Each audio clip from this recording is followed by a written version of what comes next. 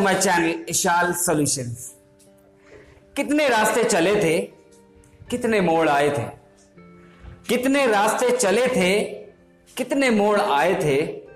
हम तुम्हारे वास्ते रुक गए थे, तुम हम ही को भूल आए थे। दोस्तों, एक वर्ड कोविड-19, शायद ये वर्ड हम जिंदगी भर भूल नहीं पाएंगे, और भूलेंगे भी तो कैसे।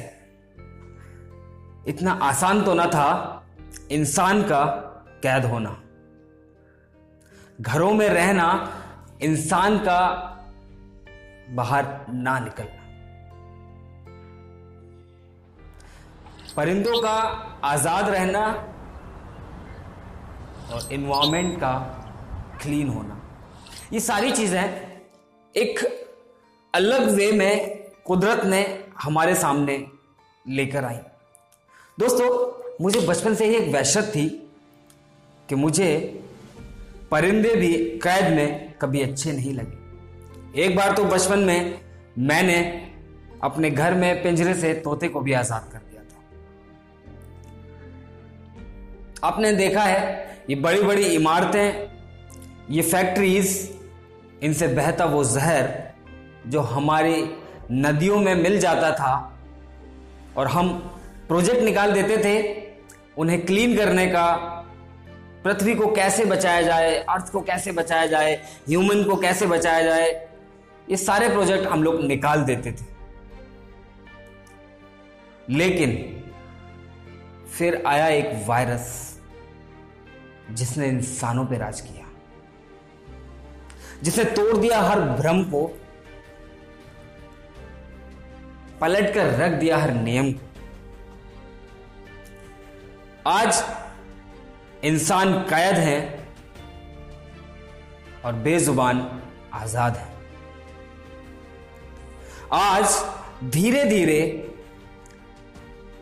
वातावरण शुद्ध होता जा रहा है, नदियां साफ होती जा रही हैं। गंगा मां, जिसे हमने अपने पाप धोते धोते तबाह कर दिया था, आज वही गंगा मां बहुत सुंदर दिख रही है।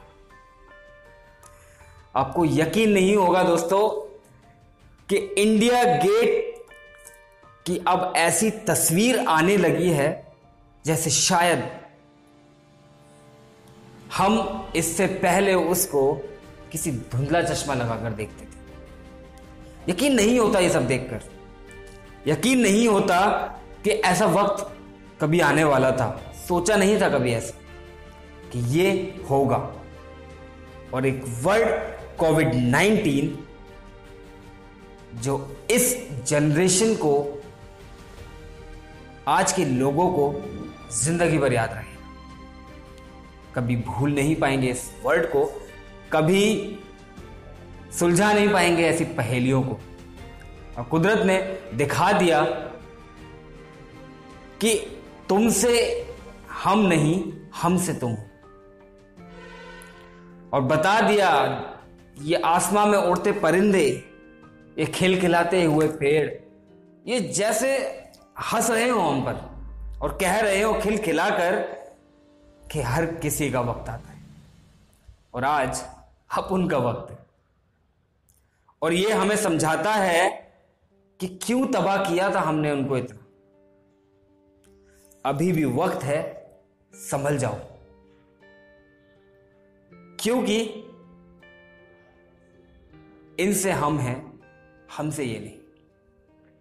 दोस्तों, मेन जो प्रॉब्लम्स आई हैं इस बीमारी को अपने देश में या अपने इस वर्ल्ड में आने में, उसकी मेन वजहें हैं हमारी नेचर के साथ खिलवाड़। नेचर को जिस तरीके से हमने बर्बाद करने की कोशिश की है, जिस तरीके से हमने, अगर मैं एक छोटे से लेवल पर बात करूं तो छोटे से लेवल पर हर एक इंसान दूसरे इंसान को काटने में लगा हुआ है, नफरत फैलाने में लगा हुआ है और इस चीज में लगा हुआ है कि ये बंदा आगे बढ़ा कैसे, हिंदुस्तान में मेरी प्रीवियस वीडियो में मैंने आपको एक चीज बताई थी, केकड़ों की एक रेस जो चाइना में हुई, उस रेस में इंडिया वाला कैसे जीता। उसकी वजह थी कि कोई भी केकड़ा जब उस बॉक्स से बाहर आता तो सेकंड केकड़ा उसकी टांग पकड़ कर नीचे खींच लेता, और यही वजह थी कि कोई भी केकड़ा उस बॉक्स से बाहर नहीं आया और वो रेस जीत गया, वो कंपटीशन जीत गया। हिंदुस्तान में यही होता आया है और यही होता रहेगा आई थिंक, जिस हिसाब से यहां की मेंटेलिटी है, अगर हमने चेंज नहीं की। जब कोई हमारा ही दोस्त, हमारा ही पहचान वाला या हमारा ही भाई आगे बढ़ता है तो हम किसी न किसी परेशानी से, किसी न किसी बहाने से उसकी टांग खींच ही लेते और उसे डिमोरलाइज करके उसके लेवल को डाउन करने की कोशिश करते। ये तो हुई छोटी बात। अब इससे बड़ी बात पॉलिटिक्स। पॉलिटिक्स ने हमें डिवाइड कर दिया। आज हमें एहसास दिला दिया कि हमारा रिलीजन क्या है। कल तक हम हिंदुस्तानी थे, इंसान थे, आज शायद हम डिवाइड हो चुके हैं कि हम किस रिलीजन से बिलोंग करते हैं। That's called politics. इस पॉलिटिक्स ने ये किया, ये भी नेचर के साथ खिलवाड़ है। सिर्फ अपने फायदे के लिए एक पर्टिकुलर ह्यूमन बीइंग ने अपने फायदे के लिए दूसरे बंदे की टांग पकड़ के खींचा। कुछ पॉलिटिशियंस ने अपनी पार्टी के फायदे के लिए हिंदुस्तान में आग लगाने की कोशिश की। कुछ लोगों ने इस पर रोटियां सेकी, कुछ लोगों ने इससे पैसे भी बनाए। और मैं खुल के कहने में शर्म नहीं करता, खासकर न्यूज चैनल्स ने पैसे भी बनाए। रोटियां सेक के इस सब चीजों पे पैसे बनाना, I don't think so it's cool, it's not cool. आप गलत कर रहे हैं। आप ह्यूमंस को ह्यूमन से लड़वा कर ह्यूमैनिटी को खत्म करने की कोशिश करें।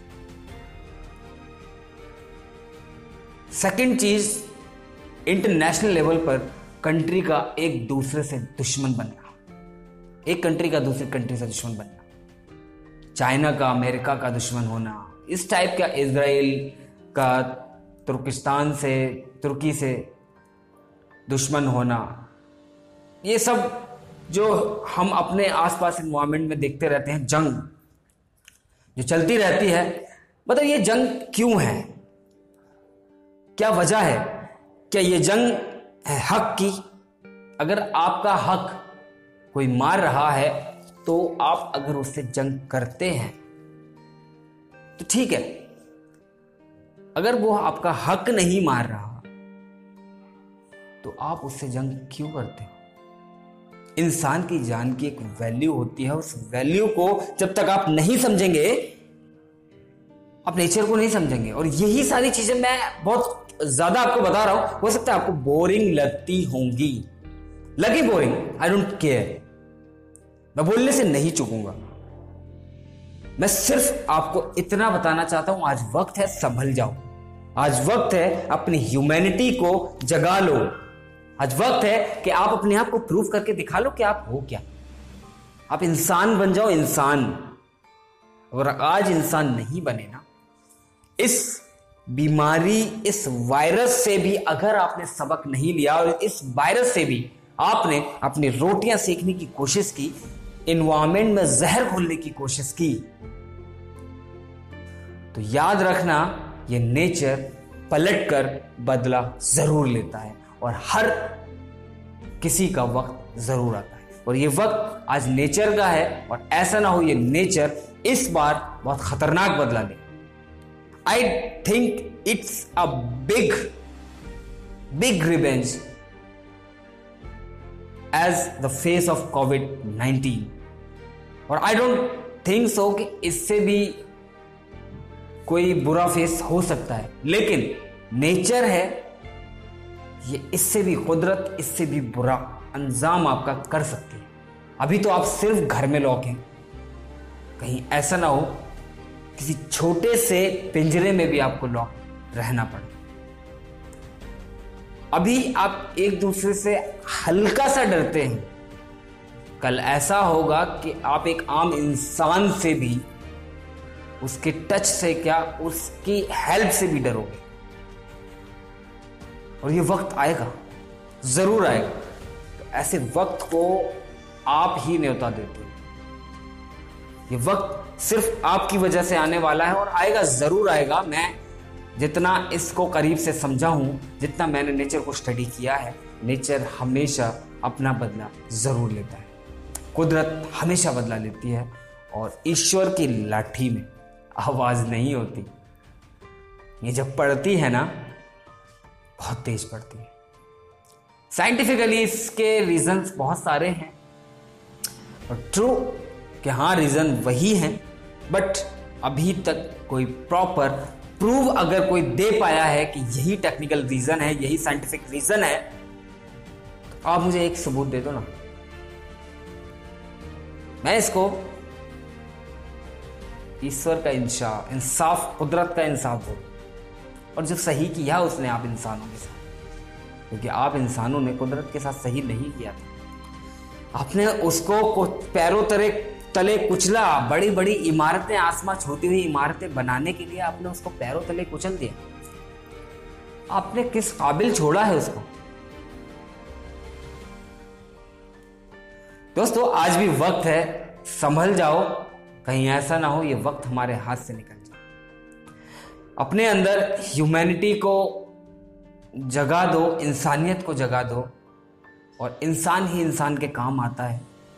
क्योंकि बुरे वक्त में कोई भी धर्म काम नहीं आता, बुरे वक्त में इंसानियत का धर्म काम आता है। तो इसी इंसानियत के धर्म को आगे लाओ और एक दूसरे का साथ देकर इस नेचर को बचाओ, एनवायरमेंट को बचाओ, और ऑटोमेटिकली हम लोग सेफ हो जाएंगे। आज जिस तरीके से एनवायरमेंट क्लीन हुआ है, मैं चाहता हूं, मेरी आपसे विनम्रता से निवेदन है, हम्बल रिक्वेस्ट है कि आगे भी कोशिश करें कि ज्यादा पॉल्यूशन ना फैलाएं, ज्यादा गंदगी ना फैलाएं, हमारी गंगा मां को इसी तरह सुंदर और पवित्र रहने दें, और एनवायरमेंट को इसी तरह स्वच्छ रखने में हमारी अपनी और सरकार की मदद करें। ये सरकार और हमारी मदद से ज्यादा आपकी खुद की मदद होगी। ये पहला कदम एक आपके लिए होगा। आओ चलें, बढ़कर हिस्सा लें अपनी कुदरत को, अपने वातावरण को बचाने में। थैंक यू सो मच दोस्तों। मेरे चैनल को सब्सक्राइब करें, शाल सॉल्यूशंस, बेल आइकन प्रेस करना ना भूलें ताकि कोई भी नोटिफिकेशन मिस ना कर पाए।